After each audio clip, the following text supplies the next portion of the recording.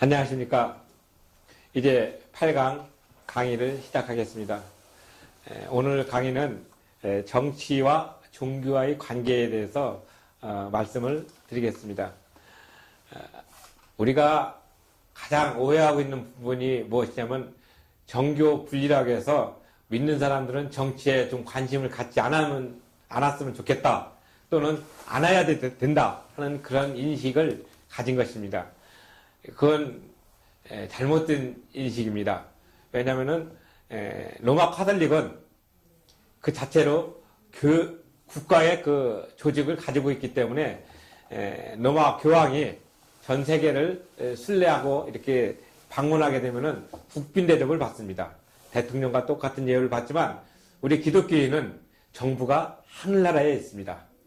그래서 하느님 나라를 우리가 바라보기 때문에 이 땅에서의 그 정부를 갖지 않는 거고 대신 정치적인 활동을 활발히 해서 하나님의 뜻에 어긋나거나 또는 이 땅에 정의가 이렇게 흐르지 못하게 될 때 그것은 과감하게 고치고 얘기하라는 의미입니다.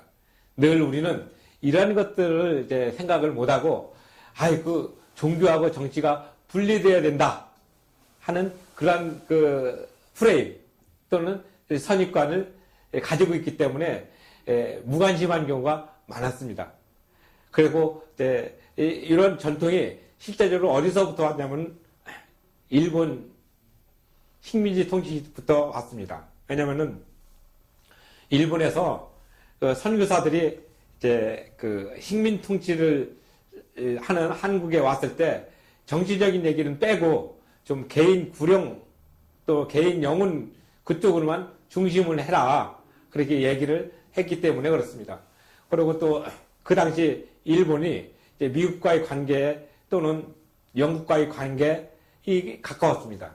왜냐하면 러시아의 남하르 세력을 막기 위해 가지고 그런 어떤 정책적인 것도 있었고 그래서 이제 우리가 아는 대로 러일 전쟁 이후에 미국과 일본이 조약을 하나 맺죠.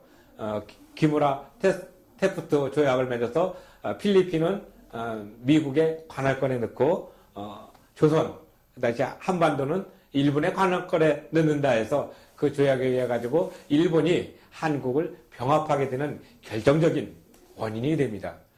그래서 정치를 이제 하지 않고 정치를 이렇게 관여하지 않는 방향으로 우리를 먼저 이렇게 교육을 시켰기 때문에 교회 사람들이 소위 우리 아버지나 할아버지 때 사람들은 정치에 막 이렇게 하진 않았어요. 다만 정치에 관여했던 사람은 선각자들이라 해서 지식을 배우고 또 한국 교회가 이렇게 일본의 왜곡된 교육을 고쳐야 된다. 그래가지고 그 유명한 사건 있죠. 3.1운동. 이제 3.1운동은 이제 올해는 이제 100주년 기념으로 이제 상당히 크게 행사를 할 예정으로 있습니다. 근데 이제 3.1운동을 통해서 하는 그 놀라운 그 의식혁명, 그 다음에 또 일제 잔재의 어떤 그런 탄압에도 굴하지 않고 민족 정신이 활활 타올랐던 그 운동. 그래서 우리 헌법 전문에도 3.1운동의 유구한 역사와 전통을 이어받아서 이렇게 왔다고 써 있어요. 마찬가지입니다. 그리고 그 3.1운동 33인 중에서 우리 기독교인이 몇 명입니까? 16명이나 참여했습니다. 이게 얼마나 훌륭한 재산인지 우리는 자부심을 가져야 되는데 이제는 이 3.1운동도 다른 쪽으로만 자꾸 조명이 되다 보니까 우리 신앙적인 관점에서 우리 선조들이 피를 흘리면서 이 땅을, 이 나라를 믿음으로 지켰다는 사실을 우리가 많이 못 배우고 있습니다. 이제는 교회에서도 이러한 것을 배워야 됩니다. 그래서 오늘 교회와 정치, 이 책으로 보면은, 이 교회법 개론 책을 보면 이제 129쪽이 됩니다. 교회와 정치가 왜 중요하냐? 그러면은 교회와 정치가 들어가면 뒤에 뭐가 붙겠습니까? 권력이 붙습니다. 그래서 종교 권력과 국가 권력 또는 교회 권력과 국가 권력. 그래서 권력과 권력이 이게 상충하게 됩니다. 원인을 그리고 그 유래를 먼저 잠깐 살펴보겠습니다. 313년에 니케아 서명 이후에 한국 이제 우리 기독교가 이제 세계 로마 시대의 어떤 국교로 변하게 됩니다. 그래서 그 국교로 변하게 되면서 이제 공인 종교로 됐죠. 그 전에는 이제 카타콤이라고 해서 지하교회에서 눈치 보면서 예배를 드렸던 것을 공식적으로 국가에서 권장하는 종교로 변했습니다. 그러니까 역사가들이 그거 쓸 때 보니까 종교가 양지로 왔는데 그냥 교회 이렇게 하면 좀 밋밋해가지고 권력을 붙였어요. 그리고 또 그 당시 교회가 이제 권력을 가지면서 많은 재산을 갖게 됐습니다. 그래서 이제 교회 권력이라는 단어가 아주 자연스러울 정도로 교회가 부를 축적했고 또 그 당시 가장 중요한 땅을 갖고 있었습니다. 그래서 교황이 왕을 바꾸고 할 정도로 권력이 셌습니다. 그러다가 이제 왕이 이제 자꾸 바뀌니까 그 왕도 그래도 체면이 있지 않습니까? 그래서 자기네들도 뭔가 해보려고 반항을 하다가 이제 소위 가장 큰 치욕을 당한 것이 1057년에 카노사의 굴욕이 일어나서 교황 앞에 그 하일린 4세가 카노사 거기 가서 무릎을 꿇고 3일 동안 이렇게 용서해달라는 유명한 사건이 있었습니다. 그 후에 사면을 받고 하일린 4세는 이제 힘을 키워가지고 다시 교황을 이제 대항하고서 유폐시키는 사건이 일어납니다. 그러면서 이제 교회와 국가는 늘 긴장을 하고 또 중재를 하고 타협을 하면서 발전했습니다. 그래서 교회는 어떤 그 서임권을 갖게 되고 국가는 집행권을 갖게 됩니다.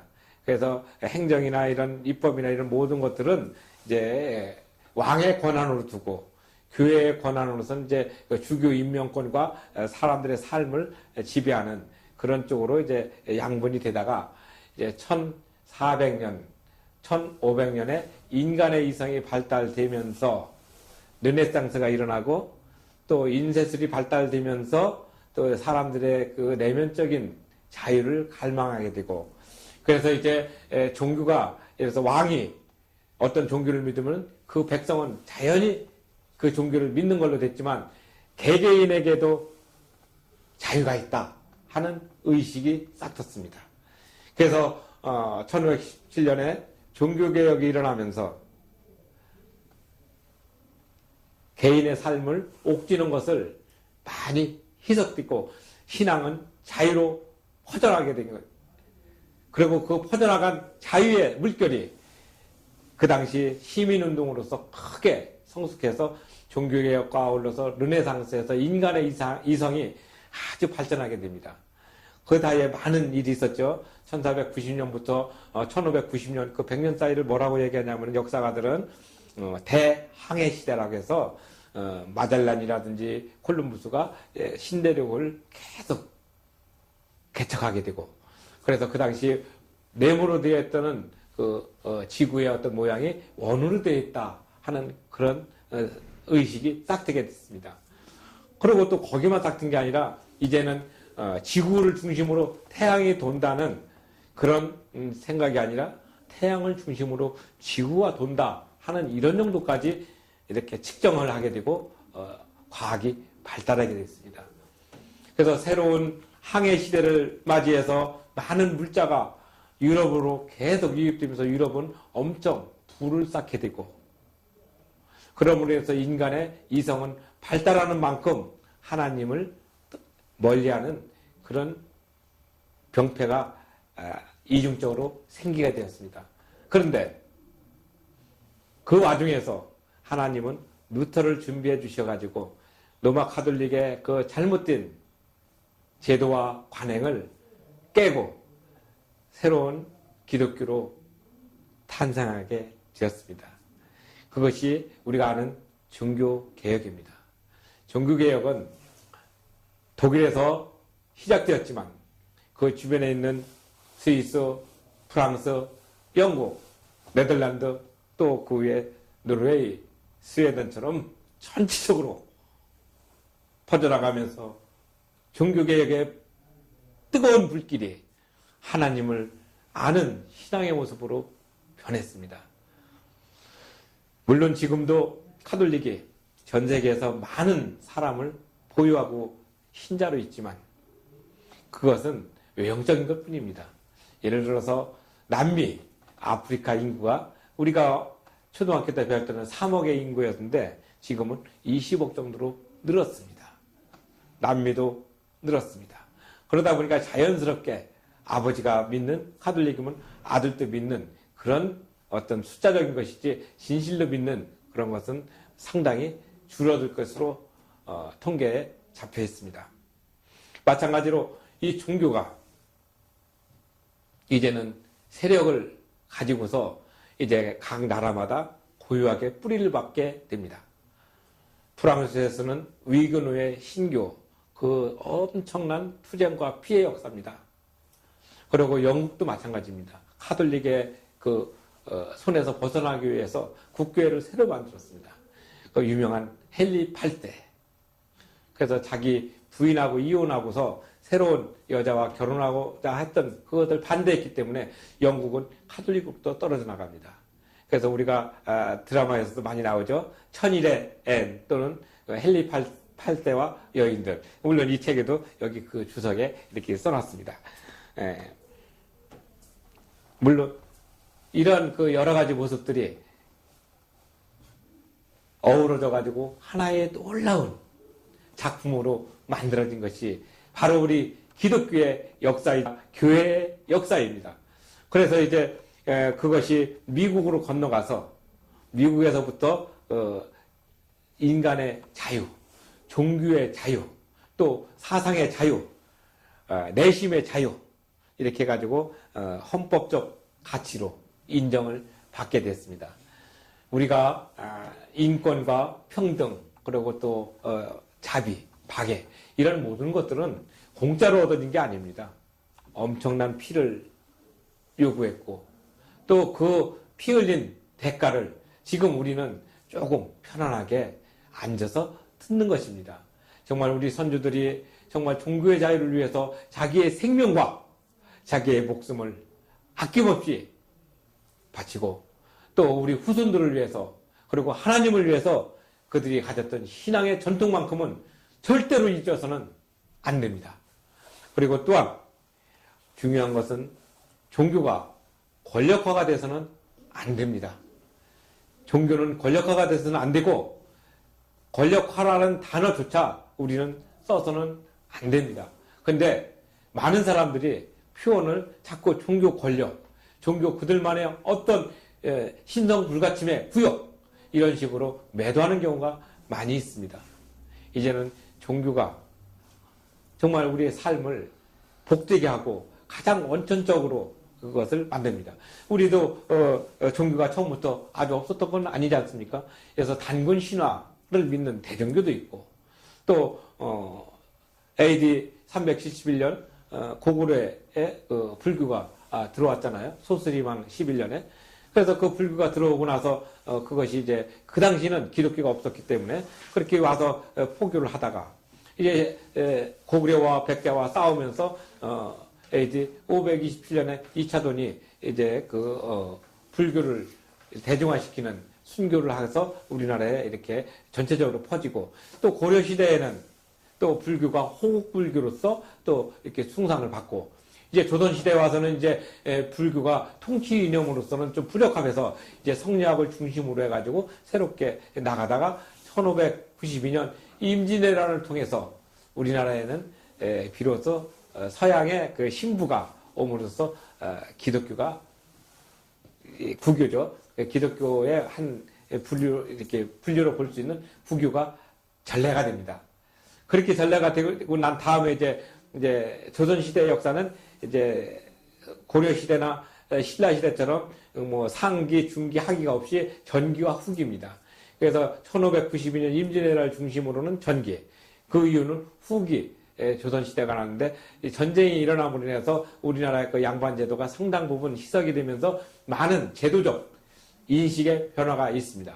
그리고 이제 그 당시에 우리가 종주국으로 또는 우리의 그 심정적인 대국으로 있던 그 청나라가 이제 개방의 물결 속에 묻히면서 우리나라도 자연스럽게 종교가 계속적으로 유입을 하게 됩니다. 그래서 이제 그 어려운 기간에 우리가 종교라는 것이 무엇이다, 소위 서학이 무엇이다 하는 것을 개념적으로 조금씩 자리를 잡고 또 많은 지식인들 사이에서 그런 부분들이 이제 회자되기 시작합니다. 그러다가 이제 종교가 우리나라에서 이제 구체적으로 1884년에 이제 아펜젤라와 언더우드가 우리나라에 와서 기독교를 이식하고 나서 그 다음부터 이제 일제 시대를 거쳐가지고 또 광복, 그 다음에 건국, 그 다음에 또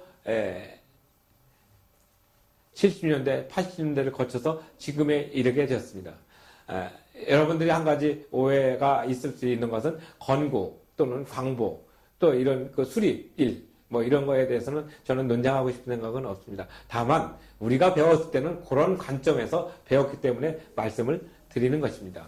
늘 서로 어떤 단어를 한두 개 앞뒤 맥락을 끊어버리고 그것만 얘기하게 되면은 전체적인 흐름을 왜곡시키고 오해할 부분이 많이 있기 때문에 특히 역사적인 부분에 있어서 어떤 특정 용어를 사용한다는 것은 상당히 조심스럽습니다. 그래서 그런 것들을 시청자 여러분께서는 이해하시고 들어주시자 믿습니다. 물론 이제 요 전번에 강의했던 그 어떤 대망의 어떤 모습에서 일본의 어떤 제도와 이런 것들을 너무 찬양하고 좋아하는 그런 것은 절대 아닙니다. 다만 정확하게 배우고 우리가 좋은 것을 배우고 그것을 빨리 우리 거로 만들어서 우리도 그것을 이겨나갈 수 있는 긍정적인 모습으로 말씀을 드린 것입니다. 오해가 없으시기를 정말 기도합니다. 저도 이제 그런 부분들을 많이 조심해서 선정을 했다는 것을 이제 말씀을 드립니다. 그래서 왜냐하면 이 종교하고 정치하고는 분리될 수가 없습니다.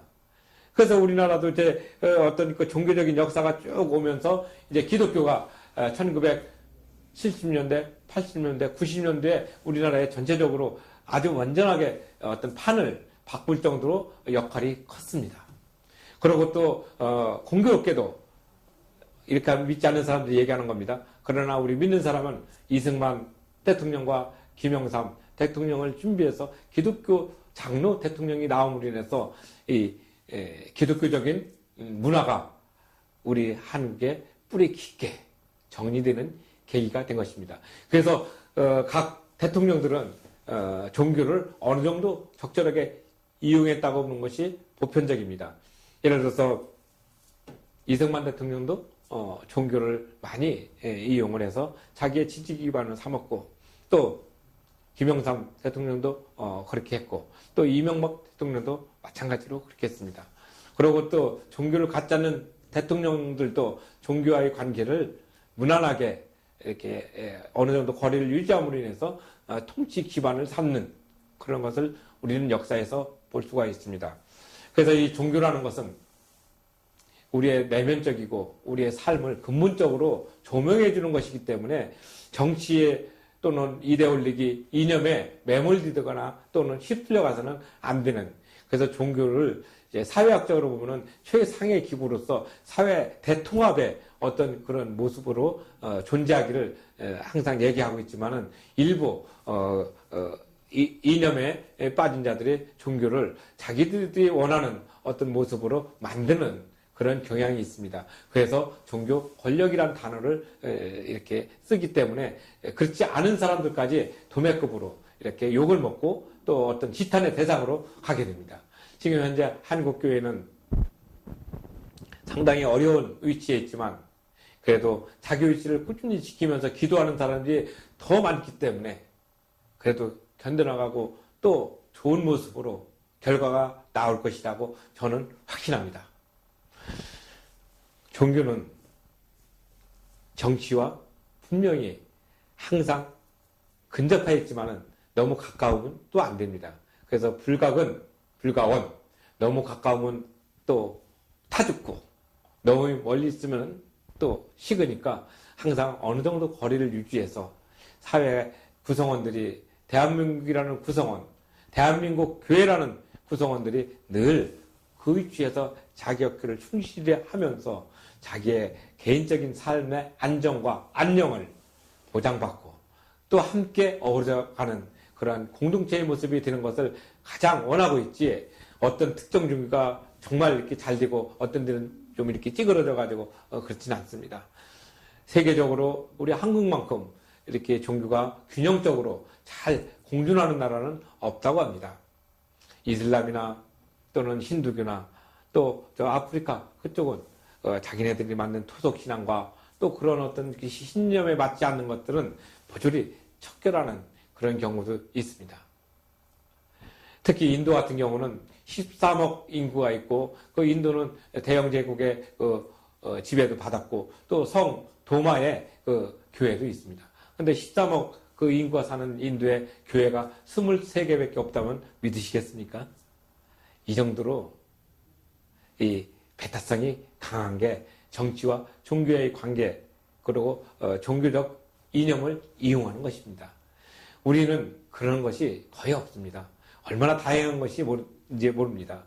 우리나라는 산업화와 민주화가 공통으로 잡혀있는 정말 어려운 일을 해낸 정말 좋은 축복을 받은 민족입니다. 그래서 오늘 말씀드리고자 하는 그 종교의 모습, 그리고 정치의 모습, 여기에 구성원으로서 있는 우리는 어떤 모습으로 있을 것인가, 이거를 말씀드리고 싶습니다. 우리의 하늘나라는 하늘에 있습니다. 우리의 나라는 하늘에 있습니다.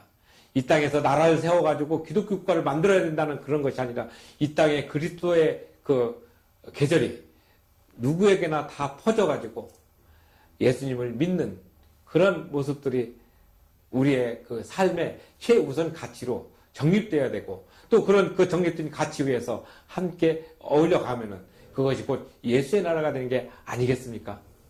우리가 어떤 이념적인 단어를 쓰고 우리가 어떤 단어를 차용해 가지고 그 카테고리, 그 어떤 그 프레임, 그 패러다임에 우리를 집어넣는 것이 아니라 그 패러다임을 벗어나서 우리가 생활할 수 있는 그런 모습이 돼야 된다고 생각합니다.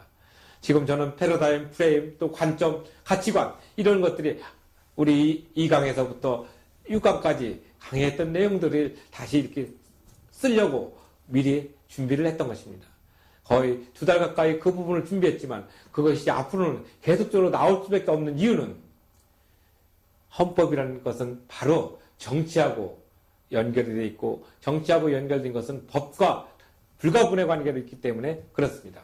왜냐하면 헌법적 가치에서 위임을 받아서 법률이 만들어지고, 그 법률의 그 위임 속에서 저촉되지 않는 범위에서 대통령령과 또 총리령과 부령이 만들어지고, 또 조례가 만들어지고, 또 각종 규칙이 만들어지기 때문에 그렇습니다. 그래서 우리는 어떤 그 용어의 이해가, 법은 상당히 까다롭고 힘들지만 정확합니다. 개념이 정확하기 때문에 오차가 거의 없습니다. 그래서 우리는 법을 서로가 존중하는 공동의 가치로 아껴야지 되고, 또 공동의 가치로 그것을 지켜야 혼란이 없습니다. 근데 1490년부터 1550년까지는 대항해 시대라고 하여서 마젤란과 콜럼부스가 저 유럽으로 떠나서 계속 신대륙을 배우게 되었습니다. 그리고 그곳에서 물자가 유럽으로 유입되면서 유럽은 엄청난 부를 소유하게 되었습니다. 그리고 또 중국에서도 정화의 그 대함대가 인도양을 건너가지고 아프리카 남단까지 항해를 하면서, 또 동양은 동양대로, 서양은 서양대로 엄청난 인식의 깨어짐이 있었습니다. 이런 것이 세계사적인 관점에서 보면은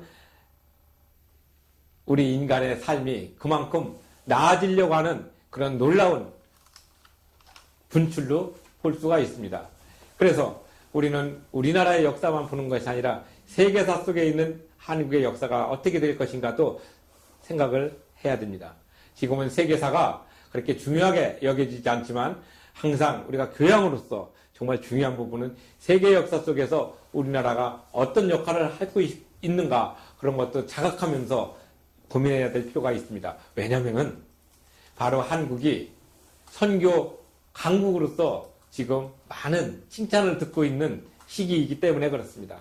실제적으로 성서윤의원에서 발간된 우리나라 그 성경책이 1년에 거의 2억 권이 넘게 전 세계 언어, 토속 언어로 계속 수출되고 있다고 합니다.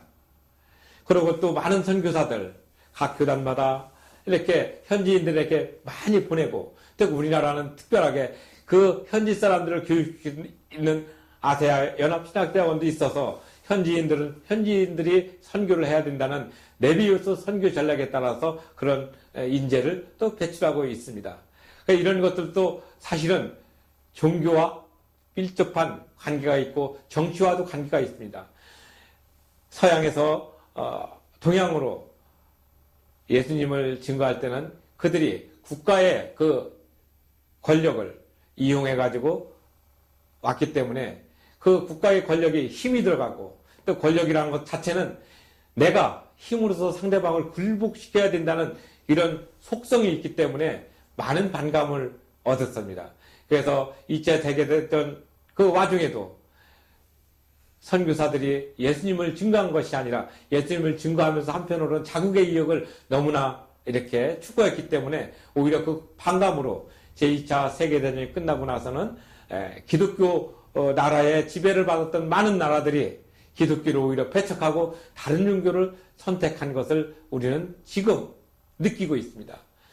세계에서 가장 그래도 무슬림 인구가 많은 그 인도네시아는 원래 그 네덜란드와 또 이쪽에서 기독교적으로 지배했었지만 너무나 위선적인 그런 기독교의 어떤 모습을 봤기 때문에 모슬림으로 떨어졌고, 또 힌두교는 힌두교대로 영국의 그 지배를 받았지만 또 그렇게 나갔고, 그래서 정치가 종교를 잘못 이용하게 되면은 오히려 종교의 본연의 어떤 모습이 다 희석되고 오히려 더 나쁘게 인식되는 계기가 됩니다.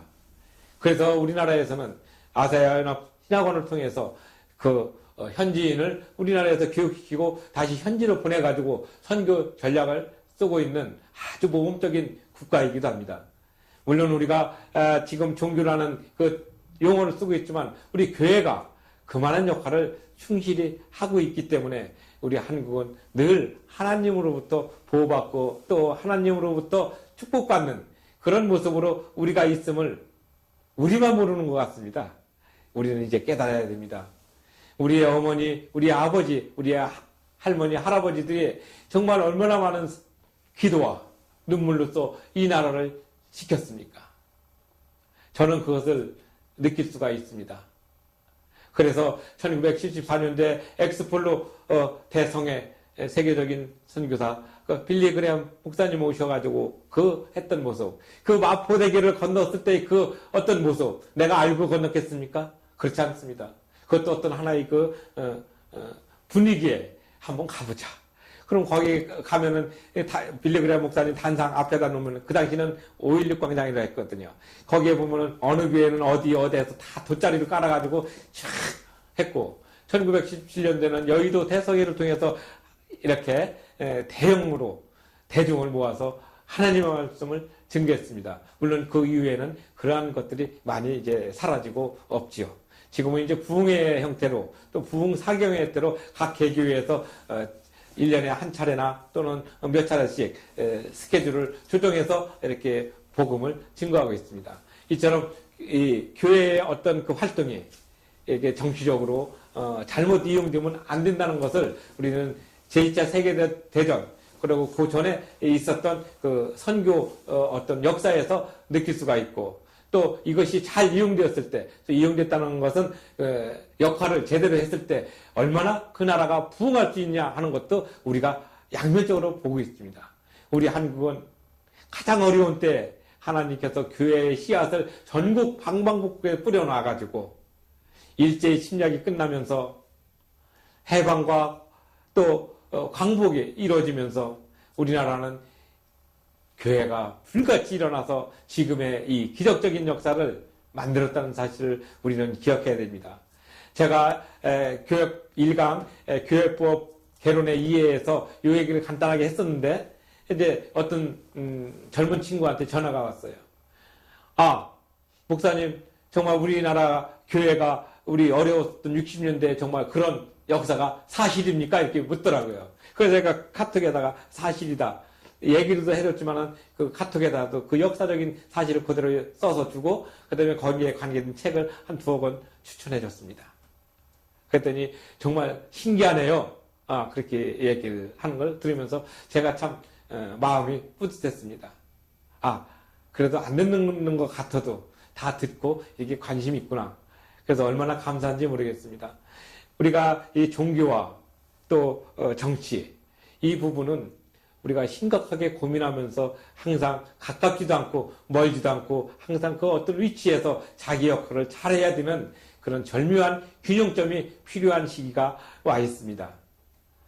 지나치게 종교적인 어떤 일로 인해서 국가에 누가 되면 안 되고, 또 국가도 또 종교적인 일에 간섭해서는 안 됩니다.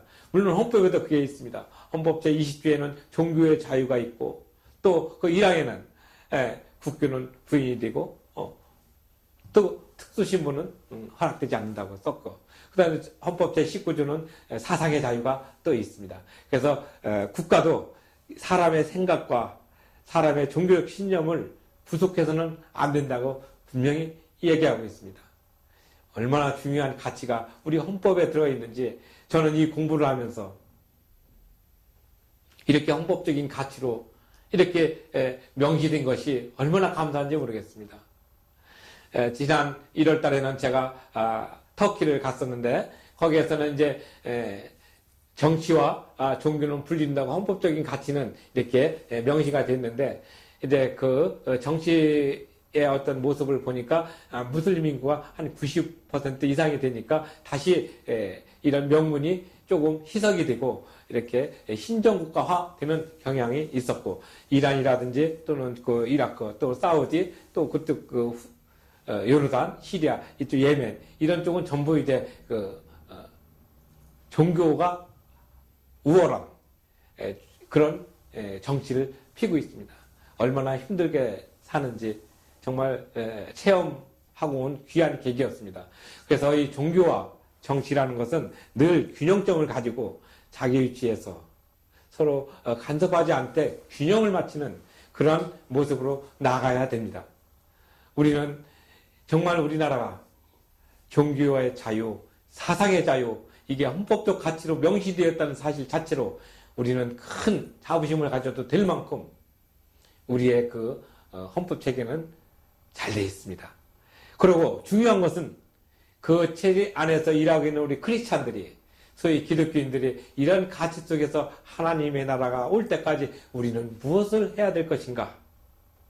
그것은 서로 예수님의 정신을 이 땅에 실현하는 모습으로 살아가야 되지만, 과연 그 예수님의 정신은 어디에서 있는가? 그것은 멀리 가면 구약으로 찾으면 10계명부터 시작을 해서 쭉 내려온 교회법의 전통에 있습니다. 이제는 교회가 이제 이런 그 연역을 이제 말씀을 드렸습니다. 그리고 교회가 우리나라에서도 역사는 130년 정도 짧지만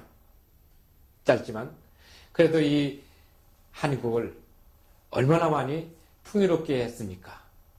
그런 깊은 자부심으로 가지고 미래를 위해서 역사를 배우고 현재를 생각하고 또 그 미래를 다시 한번 리모델링하는, 또 재설계하는 귀한 모습으로 법이 이제는 새롭게 쓸 시기가 되었다고 생각합니다.